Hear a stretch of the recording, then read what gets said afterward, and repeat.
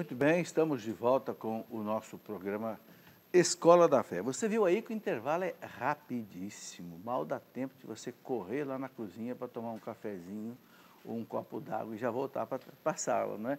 Por quê? Porque a Canção Nova não tem propaganda, não tem comerciais. Então, que milagre é esse? Manter uma televisão 24 horas no ar sem propaganda. É a sua contribuição. A sua. E olha, não é pouco não que se gasta, viu? É negócio de 25 milhões de reais por mês. Eu sei que eu participo do conselho da Canção Nova e eu conheço essas contas. Agora, isso perto das outras televisões é quase que um nada.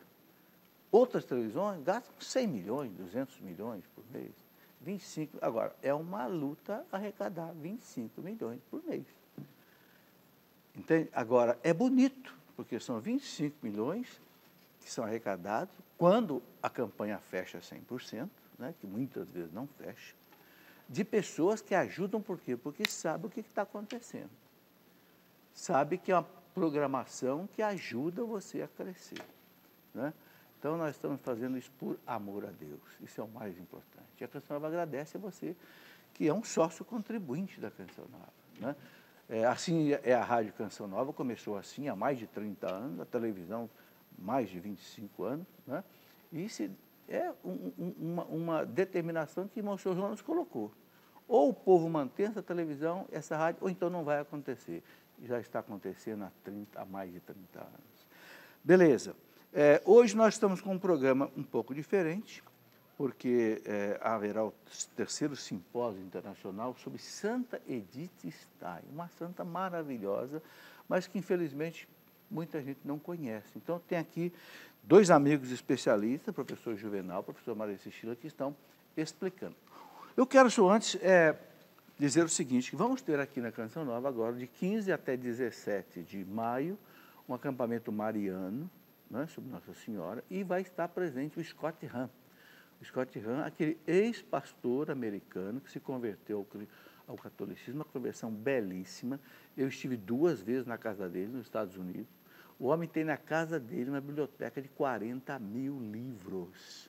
Os alunos que fazem doutorado com ele em Sagrada Escritura, que ele é doutor em Sagrada Escritura pela Universidade da Pensilvânia, os alunos estudam na casa dele, porque a biblioteca dele, que fica no basement da casa, para de baixo, é maior que a biblioteca da universidade. É uma coisa impressionante. Neste livro aqui, Todos os Caminhos Levam a Roma, ele conta a conversão dele, depois da conversão da esposa dele, a partir do momento que ele começou a assistir à Santa Missa, como pastor presbiteriano que ele era. Impressionante. E depois de 5 anos a esposa se converteu, e ele escreveu depois esse livro maravilhoso, O Banquete do Cordeiro, onde ele coloca aqui a missa segundo um convertido.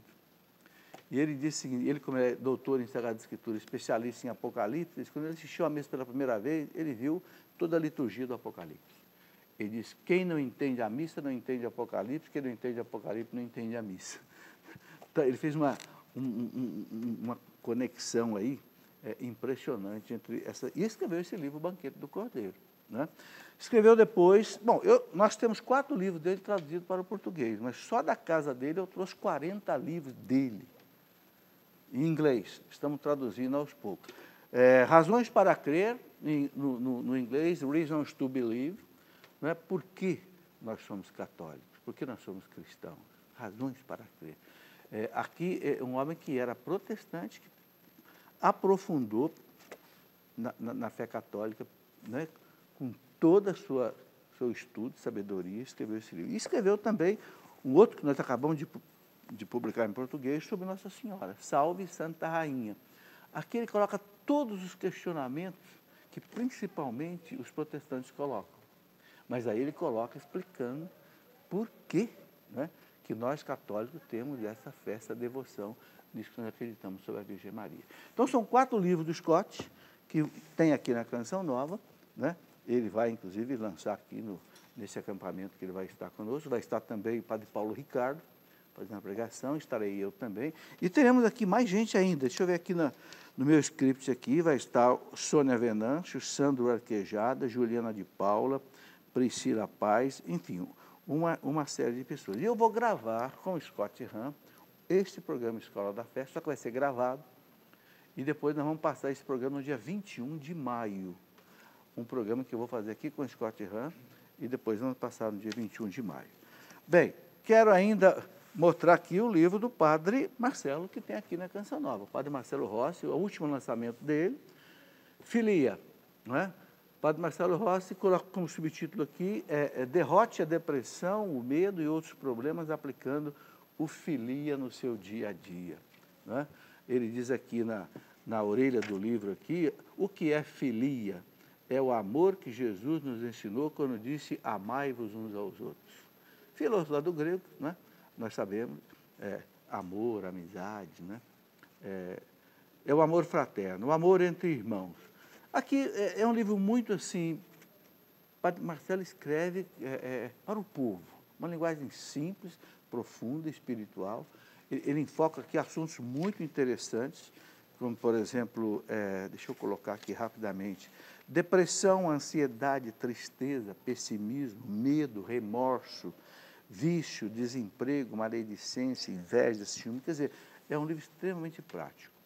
Tem aqui na Canção Novas, pelo telefone, você pode adquirir o 12 31 86 2600, ok? Muito bem, vamos em frente. Depois, no outro intervalo, eu quero mostrar ainda mais alguns outros livros que ajudam o nosso crescimento espiritual. Quero continuar aqui a conversa que estava tendo com a Cecília e com o Juvenal. Eu queria colocar essa pergunta agora, né? Qual é a importância de Edith Stein hoje para a igreja e para o mundo? Nesse mundo que nós vivemos, né, atribulado, um mundo que corre atrás do dinheiro, né, e que nós vemos essa globalização, diz o Papa João Paulo II, o Papa Francisco também enfatiza, precisamos fazer a globalização da solidariedade, que ainda não... Né?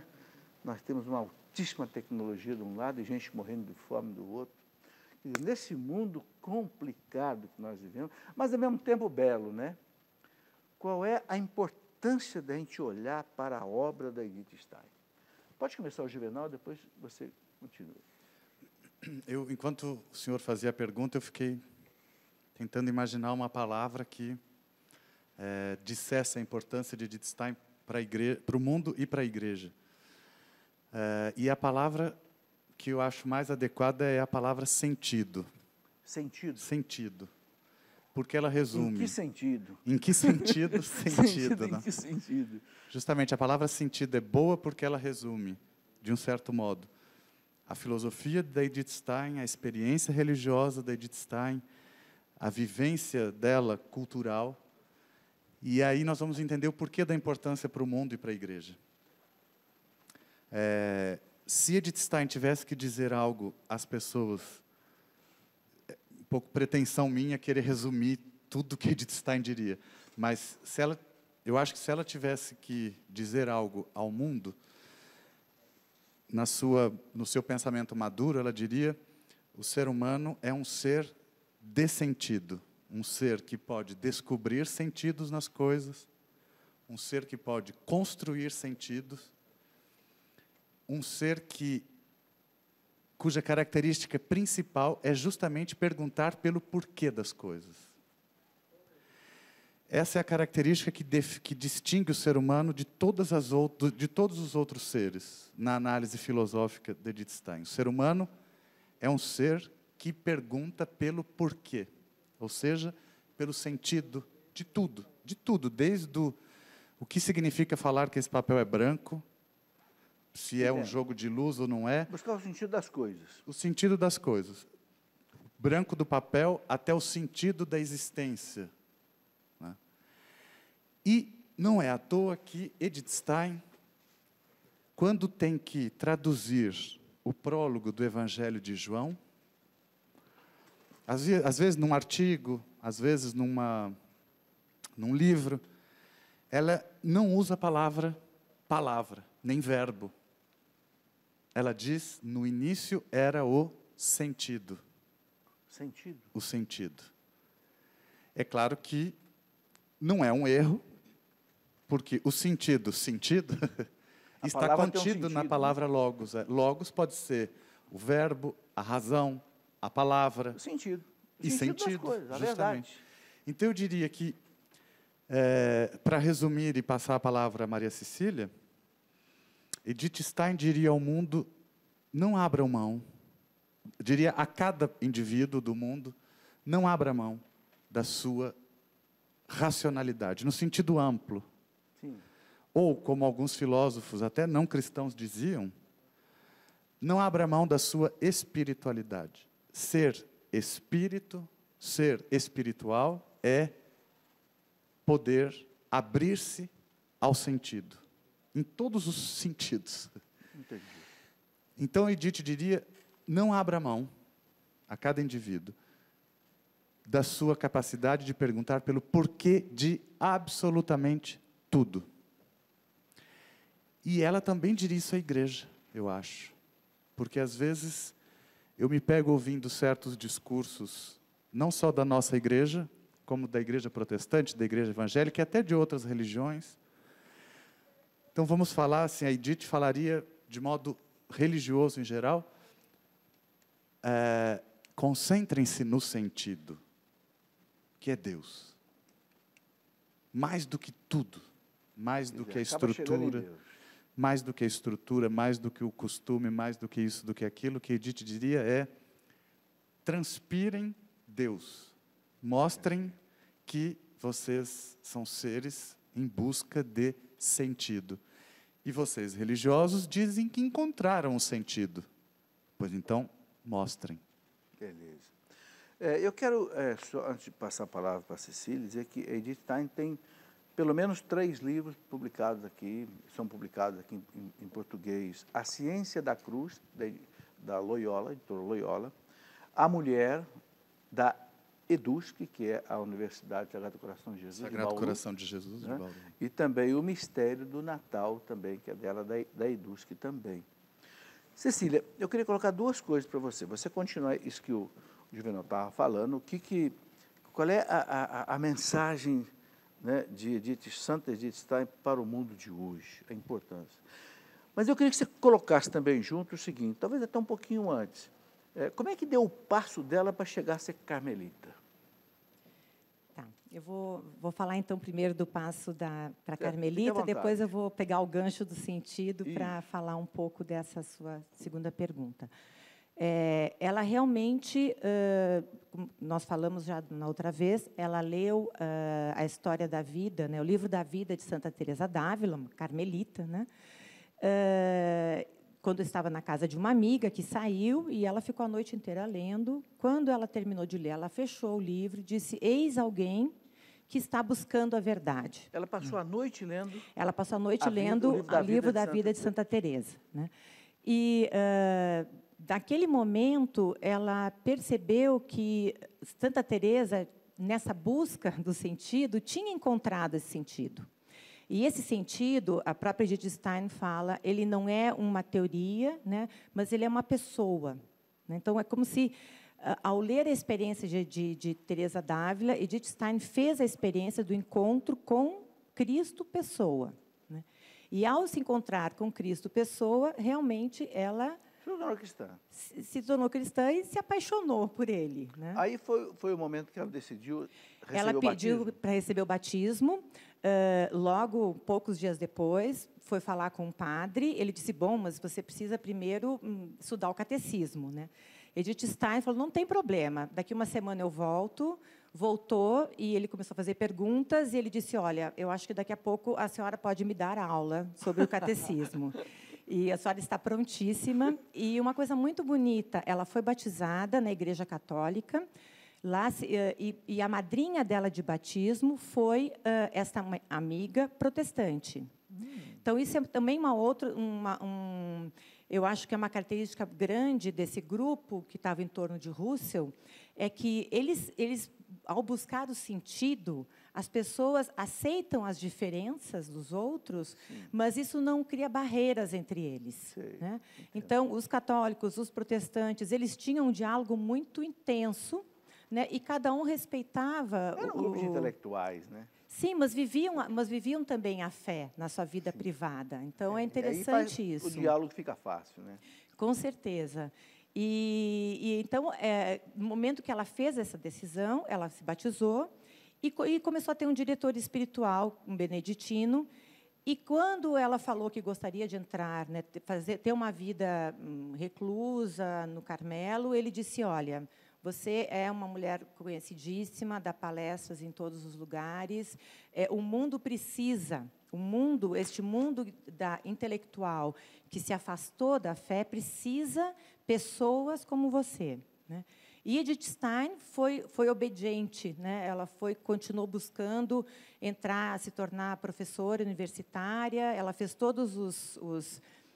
passou por todos os exames e passou muito bem, mas morava num tempo em que na Alemanha as mulheres não podiam ser professoras universitárias.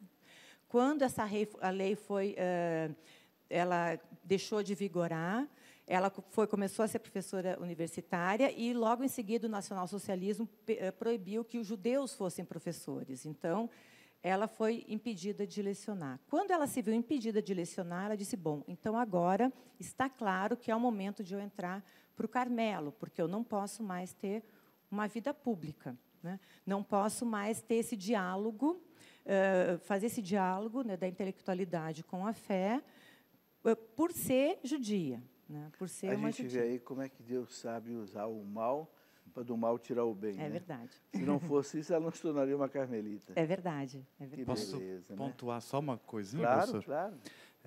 Na verdade, mais do que dizer, depois de terminar de ler o livro da vida de Santa Teresa, mais do que dizer, eis aqui uma mulher que busca a verdade, Edith disse, eis aqui a verdade. É claro que existe também muitos detalhes, a gente não tem condições de saber se ela de fato disse isso ou aquilo. Certo. Porque muitos documentos sobre a Edith foram destruídos, né? Né? Mas tudo leva a crer que, ao terminar de ler o livro de Santa Teresa, ela disse, eis a verdade. E que verdade é essa? Justamente ela viu em Teresa uma mulher que teve uma experiência do sentido divino da vida.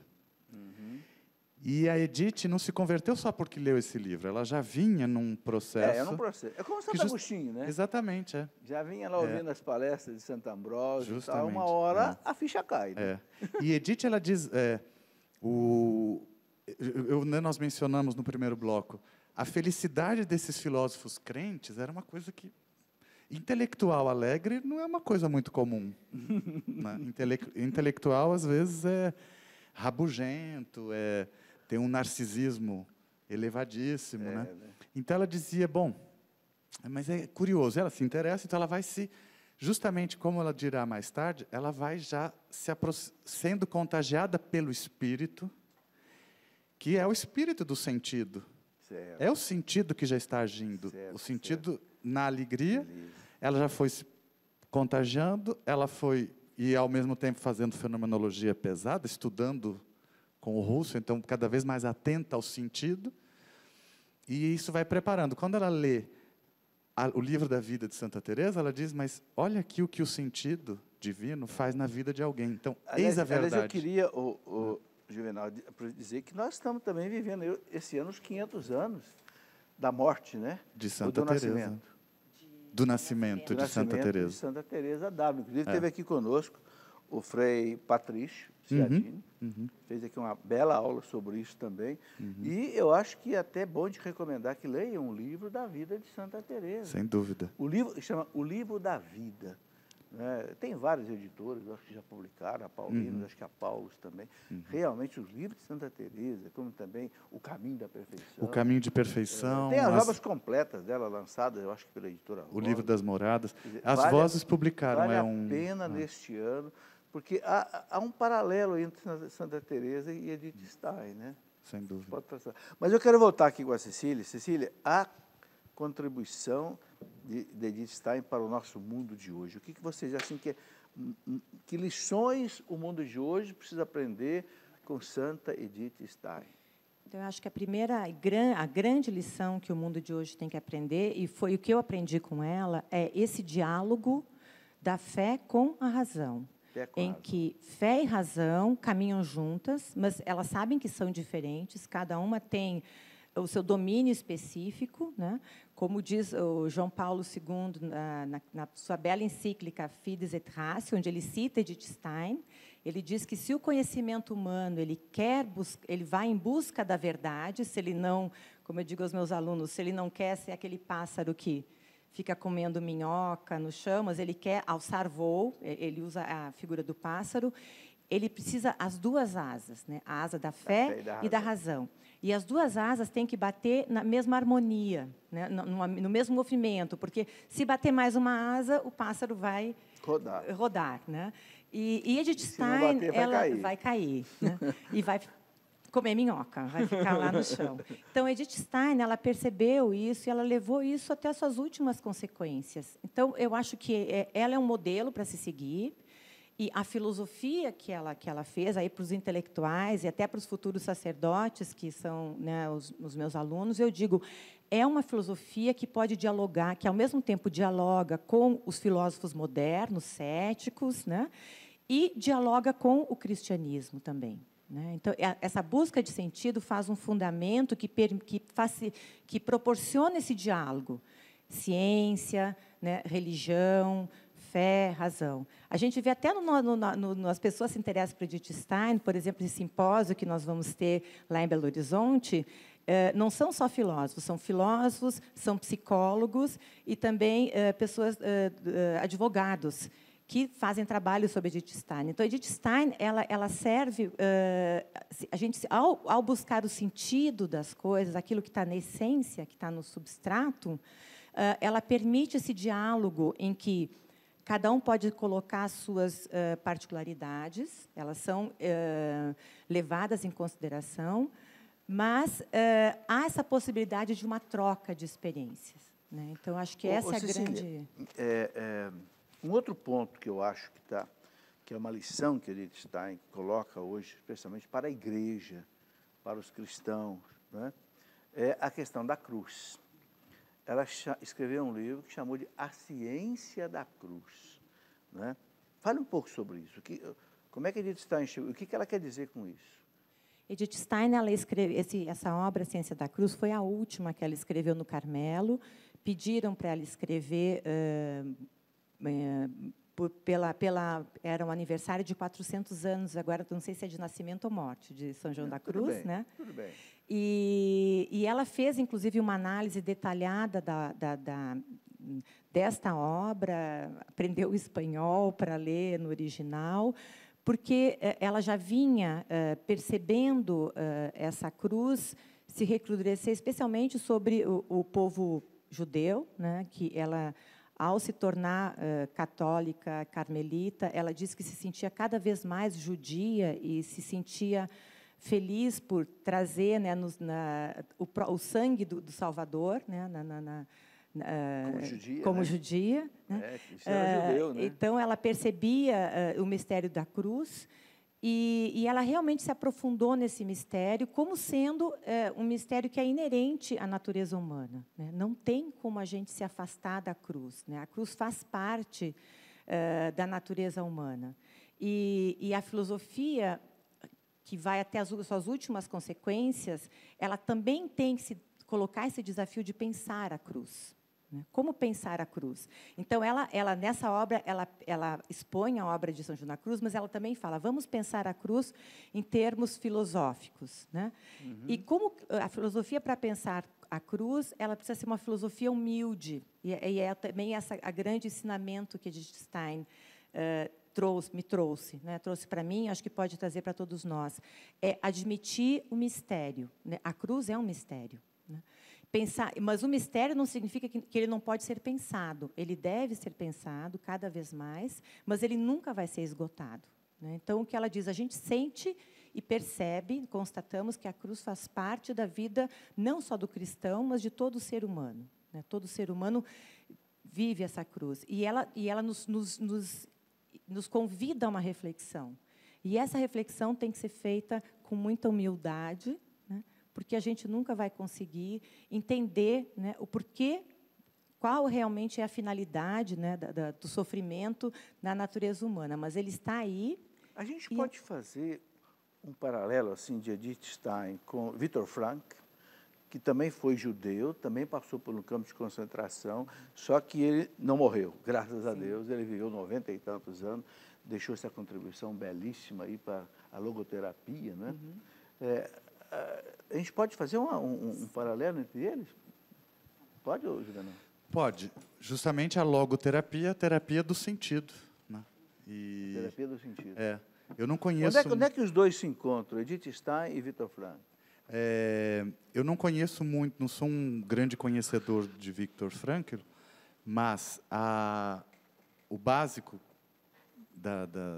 que eu poderia dizer sobre ele é que, justamente, vivendo no campo de concentração, e a gente sabe porque ele conta depois, né, ele conseguiu suportar aquele sofrimento, encontrando pequenas situações de sentido nas coisas. Até que ele tem um livro, né, O Sentido Justamente, da Vida. O Sentido da Vida. Então, o que ele mostra é como procurar sentido em tudo, até naquela água de batata, que no campo de concentração era literalmente uma água de batata, né, que eles tomavam, até naquilo ele tentava encontrar um significado que dissesse algo a ele.